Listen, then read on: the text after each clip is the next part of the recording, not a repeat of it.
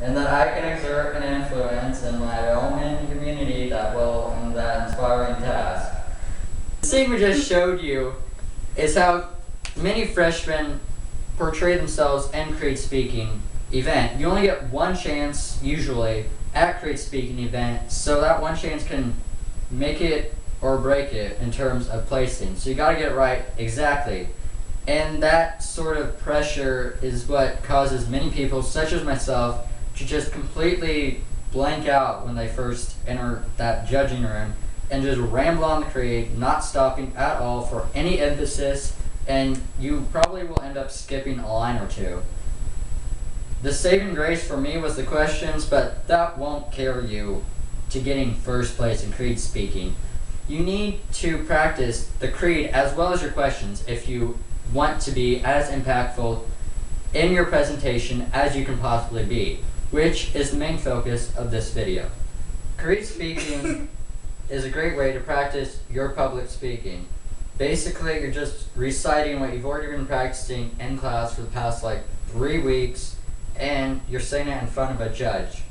Your advisor is more than happy to help you out, and by the time you're done practicing, it'll be a piece of cake. We're going to be going over the stages of Creed Speaking contest and kind of explaining some and then acting them out. So first off, you're going to be in a room, and they give you numbers, and whenever they call your number is when you get to go. So basically you're going to be waiting in the room for 15, 20 minutes, and you get time to practice, and basically whenever you go in there, it's dead silent, or it was whenever I was in there, and you just start saying the creed. And by saying the FFA Creed by Ian Tiffany to show that you have a basic understanding of who wrote it and why they wrote it, and also to set apart the fact that you did not write it and that you're simply reciting words that have already been written. The next part comes the biggest part of the competition, saying the actual creed. There are certain tips you can get for saying the creed, which we will go over later. We're just running through the stages at the moment. So next up comes the questions, and these questions will be over things like what the creed means to you. If you were to change the creed, what would you add to it? Things like that. So, in order to write these questions, you have to first elaborate on what the creed is itself, and then figure out what you take out of the creed and what you want the judges to know about you. These answers to the questions should be longer than 2 to 3 sentences, because you have to show that you are intelligent and that you have more than a third grader's thoughts. Try as much as you can to connect it back to your chapter and your own personal experiences. This will really make an impact on the judges and really bump up your score. If you did terrible on the creed, the questions will be a good way to bump up your score, but they won't completely raise it. You'll still get a lower scoring, but you won't get as low of a scoring. If you rewrote the creed, what would you change? If I rewrote the creed, I would add in there something about how to conduct yourself in a personal environment. The creed is really good about how to conduct yourself in a setting of leadership, such as being a chapter officer, but what it lacks is really a good foundation on how to conduct yourselves when nobody's looking, because in lessening of charity and more when needed, you're helping others out, and leadership from ourselves and respect from others. All this is about communicating with people and presenting yourself to be a good person, but oftentimes some of the good leaders in our world are absolutely horrible when it comes to what they do in their free time. I mean, you hear about people being found out about their past and things like that. And if I were to rewrite the creed, I would insert something about how to properly conduct yourself when nobody's looking. That way, nobody can find fault in how I stand as a leader.